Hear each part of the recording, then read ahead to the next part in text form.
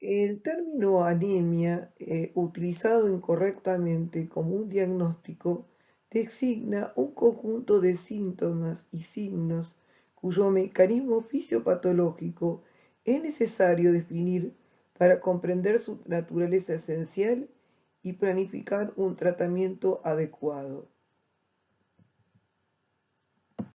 Según el enfoque fisiopatológico que recién comentamos, se podría definir la anemia como una masa eritrocitaria insuficiente para poder transportar el oxígeno a los tejidos periféricos de manera adecuada, así como también esto se expresa en una disminución de los niveles normales de hemoglobina. Existen tres parámetros para establecer su presencia. La hemoglobina, que es el dato principal que nos determina realmente la anemia, como dijimos en la definición precedente, en la cual, según la Organización Mundial de la Salud, se considera una hemoglobina menor a 12 gramos, con una hemoglobina baja, y por lo tanto hablamos de anemia en mujeres menor de 12 y en los hombres menor de 13. En cuanto al hematocrito, es el porcentaje que ocupa la fracción sólida de una muestra de sangre anticoagulada al separarse de su fase líquida, plasma. Está determinado casi enteramente por el volumen que ocupan los glóbulos rojos, también llamados hematíes o eritrocitos, y los valores medios varían en hombres y en mujeres, 41 y 53% en hombres y en 36 al 46% de las mujeres. Esta diferencia radica en que el hombre tiene mayor musculatura y por ende mayor necesidad de oxígeno. Esas cifras pueden cambiar de acuerdo con diferentes factores fisiológicos, como la edad, la condición física del sujeto, también la situación fisiológica en que se encuentra, el embarazo, también la altitud, la postura y el tabaquismo. Con respecto a la concentración de eritrocitos, no es tan fiable como los otros parámetros, pero también puede tomarse como referencia para la anemia. Aunque realmente, por definición, lo que realmente, valga la redundancia, define la anemia es la concentración de hemoglobina que tiene el eritrocito.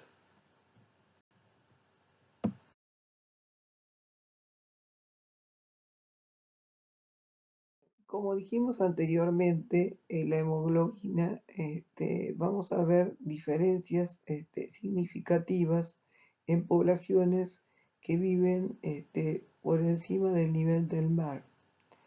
En este caso, va a haber un aumento del valor de la hemoglobina de 1 miligramo por decilitro por cada decremento de 3 o 4% de saturación de oxígeno. Esto se produce justamente porque al aumentar la hipoxia debido a la altura, el déficit de oxígeno que hay en altura, la respuesta normal fisiológica es aumentar la masa eritrocitaria y por lo tanto de esa manera aumentar el transporte de oxígeno a los tejidos. Por lo tanto, si uno se va a Perú, al Cusco, por supuesto los niveles de hemoglobina van a ser mucho mayores que nosotros que vivimos a nivel del mar en Buenos Aires. También en los fumadores hay un aumento entre 0,5 y 1 miligramo de decilitro que se constata en fumadores de más de un paquete de cigarrillo por día, provocando una poliglobulia. Y En el caso de los individuos de raza negra, hay valores menores de hemoglobina de 0,5 miligramos por decilitro. Es muy importante conocer los índices hematimétricos porque conociendo la morfología del glóbulo rojo, como así también la concentración de hemoglobina, podemos tener una aproximación de qué tipo de anemia es la que tiene nuestro paciente. Eh, Tenemos el volumen corpuscular medio, que eventualmente no es más que el tamaño promedio de la población eritrocitaria. Ese volumen corpuscular medio va entre 80 y 90. Los factores que pueden alterarlo son distorsiones de la forma del eritrocito, también niveles altos de leucocitos o un edema osmótico súbito. Se cree que el aumento del volumen corpuscular medio podría ser justamente secundario al desequilibrio osmótico entre el eritrocito y el diluyente utilizado en los contadores celulares automáticos. En cuanto a la hemoglobina corpuscular media, es la cantidad de hemoglobina que se encuentra en cada eritrocito y está en 32 más menos 2. En cuanto a la concentración media de hemoglobina corpuscular, es la concentración relativa de la hemoglobina intracelular. El uso principal es para eferocitosis hereditaria, donde puede ser mayor de un 36%.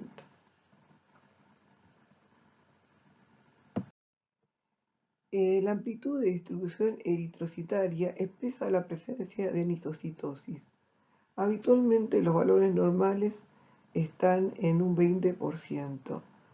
Vamos a ver que los valores van a estar aumentados en la anemia ferropénica y en la megaloblástica, y en las talasemias va a ser totalmente normal. Actualmente se calcula la masa o el recuento de eritrocitos, la hemoglobina y el volumen corpuscular medio de la siguiente manera.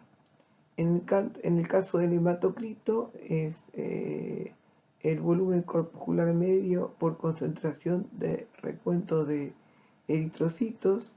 En la concentración de hemoglobina corpuscular media, la hemoglobina sobre la concentración de los eritrocitos, y en el último caso, la hemoglobina sobre el volumen corpuscular medio. Simplemente vean las fórmulas para saber cómo hoy por hoy se calculan estos valores de biometría hemática.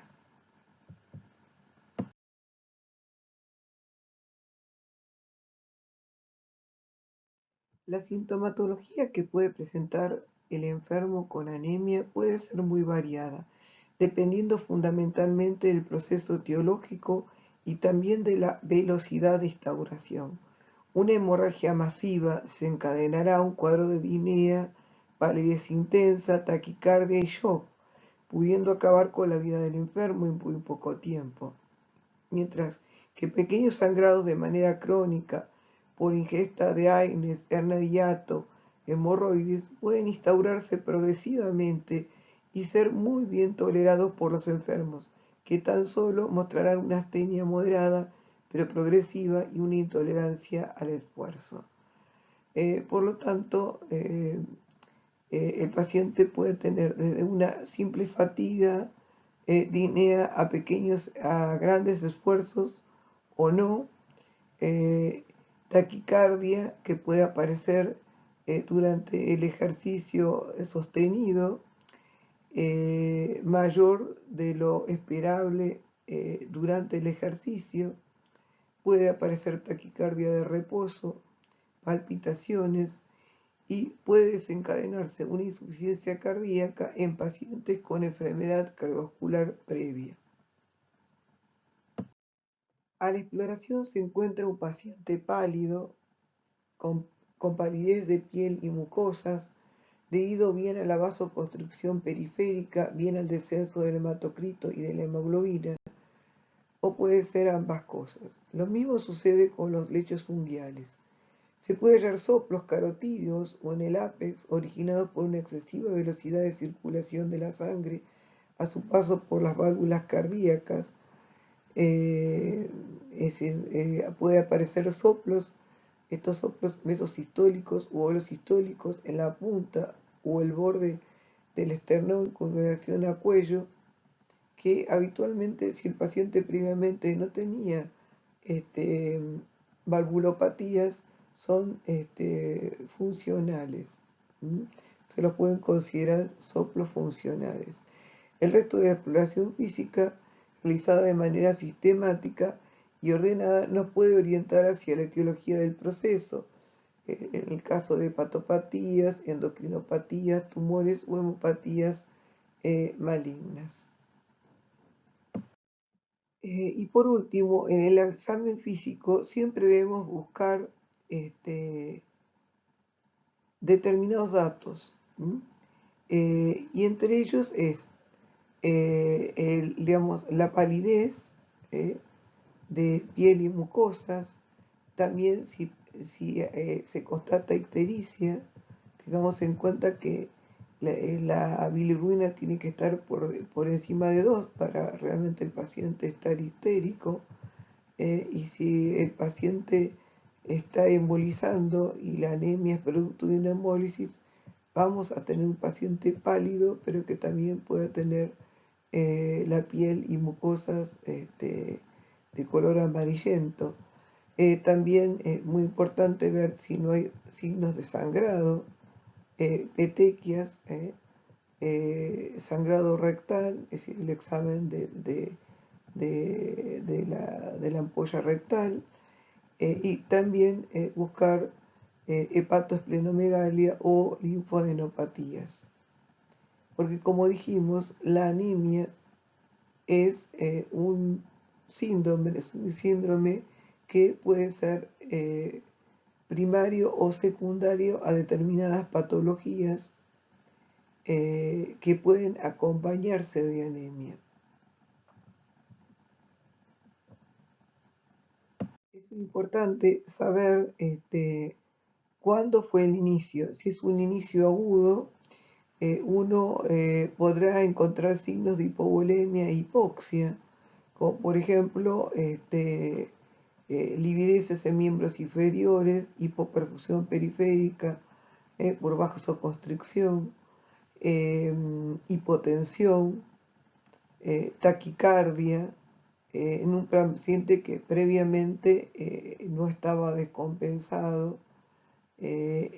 Cuando la pérdida es más del 30% en menos de 12 horas, puede aparecer además de la hipotensión postural, taquicardia, digamos, durante el ejercicio, hipotensión ortostática, que hay un cambio de la presión con los cambios de decúbito, que no se registra el aumento de la tensión arterial, como si también de la frecuencia cardíaca con los cambios de decúbito.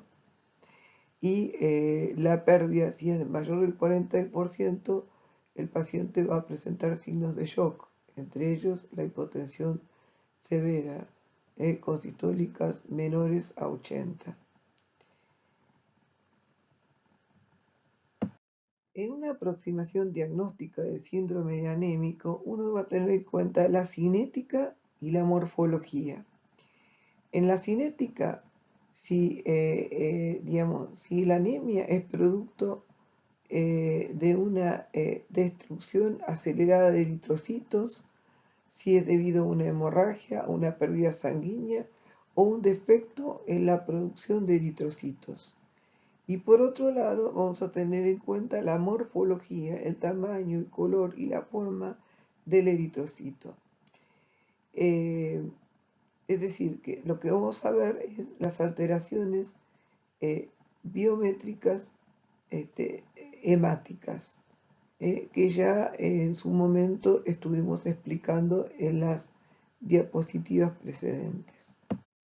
Bueno, aquí vemos que las alteraciones en biometría hemática tendríamos que si un paciente tiene un volumen corpuscular medio menor de 80, sería microcítica, entre 86 normocítica y macrocítica mayor de 100. Puede ser que en algunos libros o datos referenciales puede ser que esté en 98, pero bueno, el nivel de corte sería 100. En la concentración de hemoglobina corpuscular media podemos hablar de normocrómica 32 más menos 2, hipocrómica menor de 30. Entonces podemos clasificar las anemias por sus valores o índices hematimétricos. Entonces podemos tener una anemia que sea microcítica hipocrómica, en la cual el volumen corpuscular medio y la concentración de corpuscular de hemoglobina va a estar disminuida. En el caso de la normocítica normocrómica va a estar normal, y la macrocítica vamos a ver que el volumen corpuscular medio va a estar aumentada, pero la concentración de hemoglobina corpuscular media va a estar absolutamente normal. Las causas de anemia microcítica hipocrómica tenemos la más frecuente, la deficiencia de hierro, por diferentes causas, por supuesto, pueden ser alimentarias, por falta de ingestión de alimentos ricos en este mineral, o pérdidas también sanguíneas importantes. Por ejemplo, pacientes que están en edad fértil y que tienen polimenorrea. En el caso de las talasemias hay un déficit en la síntesis de la hemoglobina. Pueden ser alfa o beta talasemias, las mayores o las menores, las más frecuentes en adultos, porque las beta talasemias mayores habitualmente no llegan a la adultez.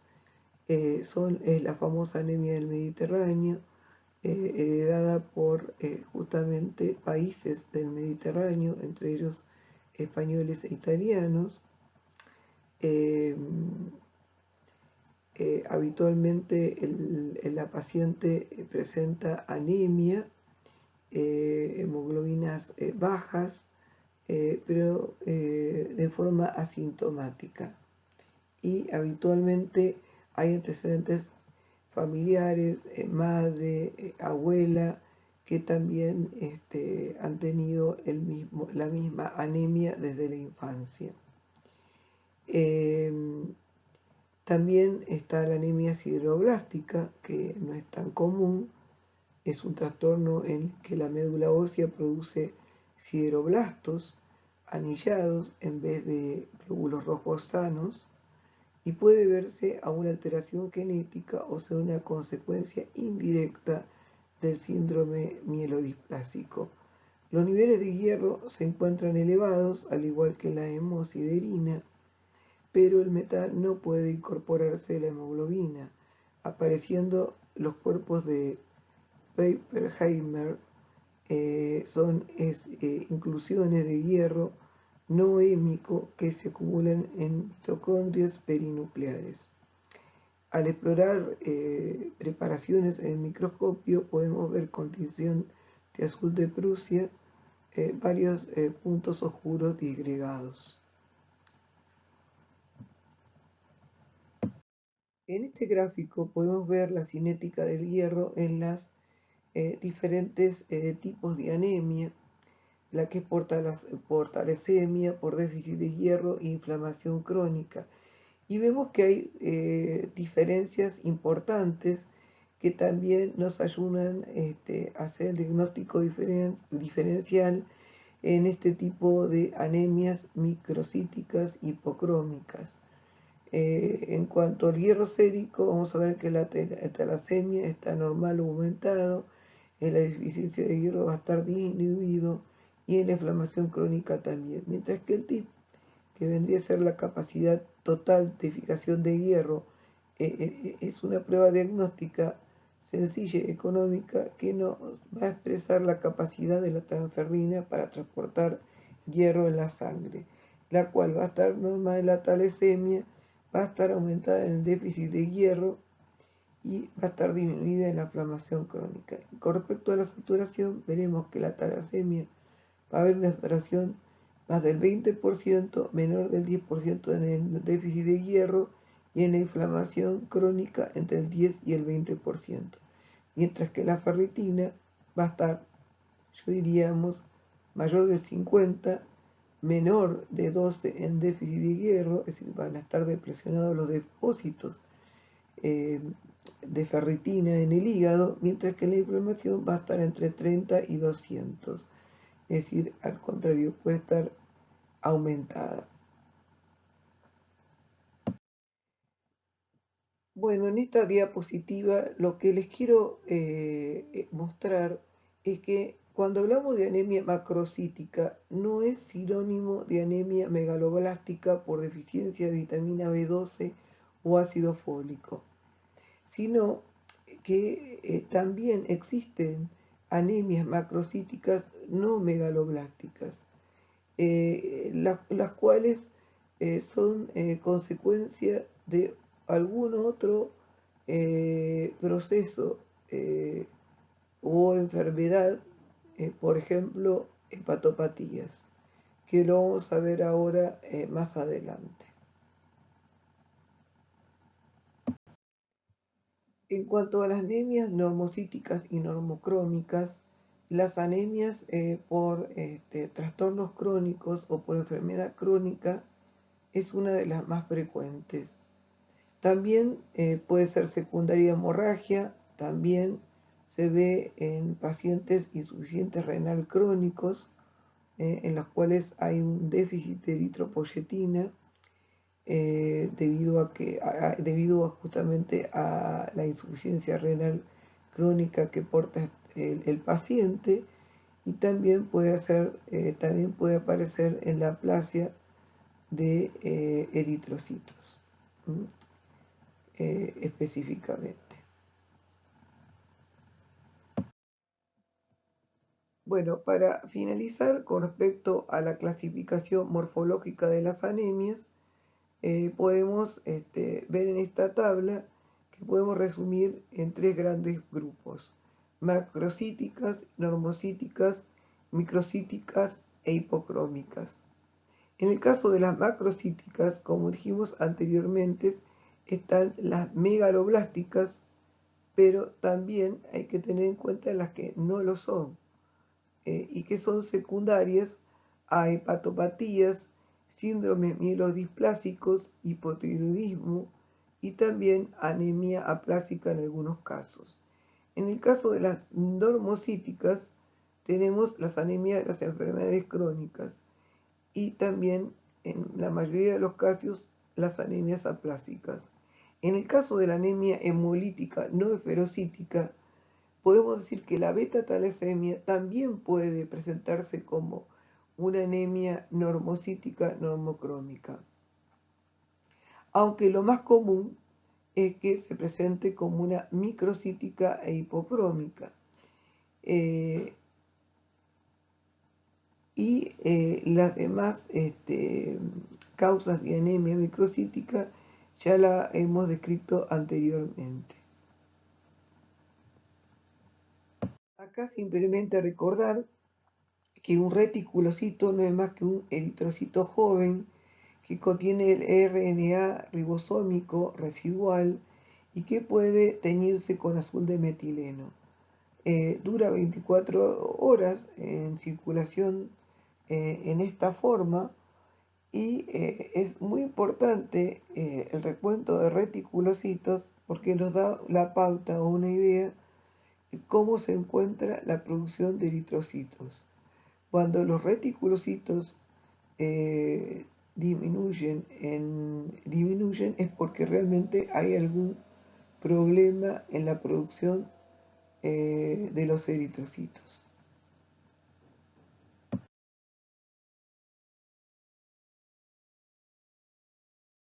Es importante conocer cuáles son las características de la anemia hemolítica y en esto es muy importante saber cuáles son los parámetros de hemólisis.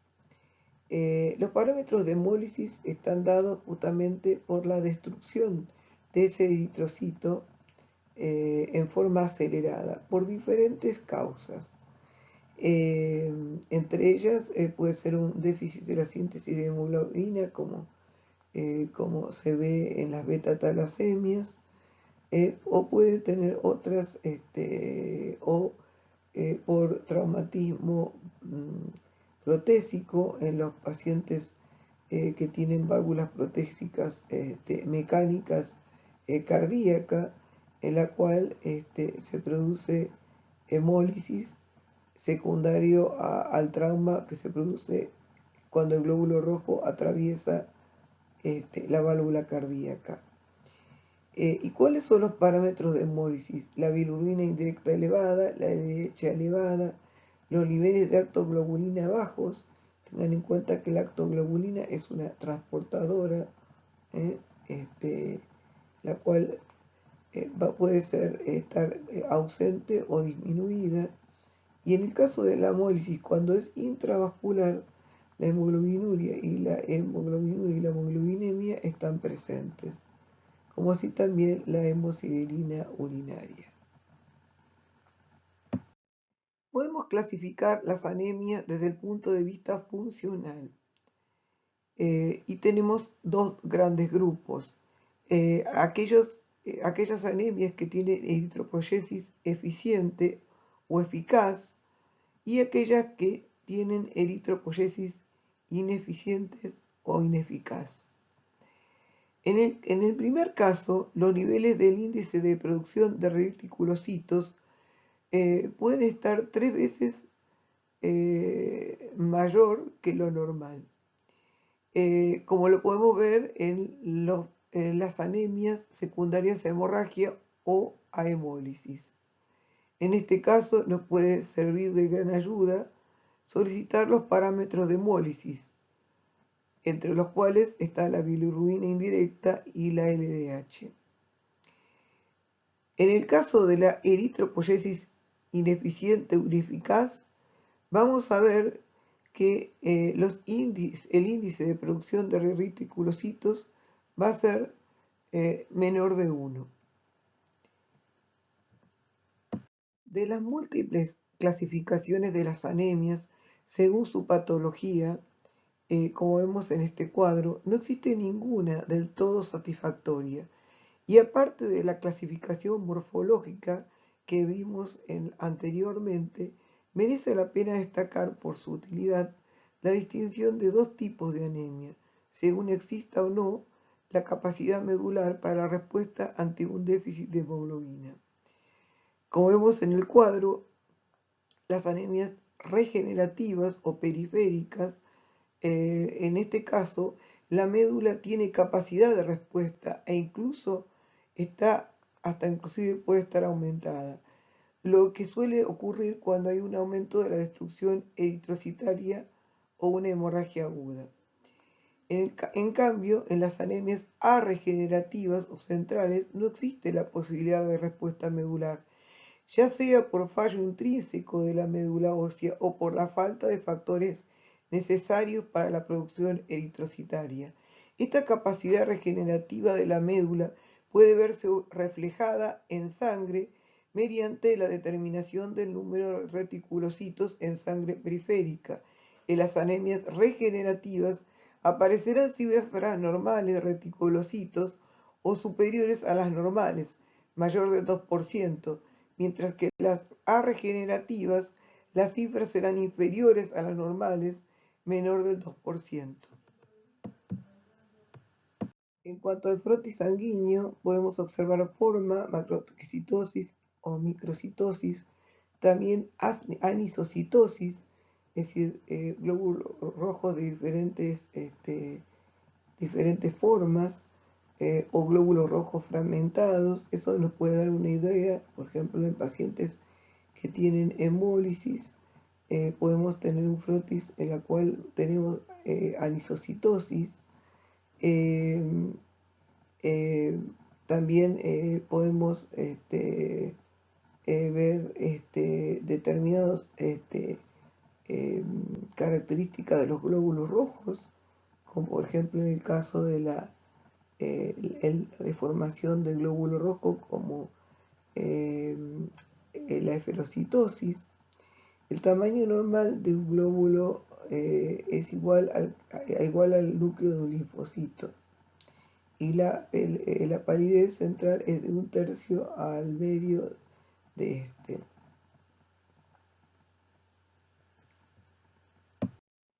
Llegamos al final con estas preguntas. Teniendo en cuenta lo que estuvimos viendo, uno debería preguntarse frente al paciente eh, si el paciente que viene con signos y síntomas de anemia, ¿cuándo inició esos síntomas? ¿En qué momento? ¿El paciente tiene pérdidas sanguíneas? ¿Está sangrando o ha sangrado? ¿Qué índices hematimétricos tiene nuestro paciente?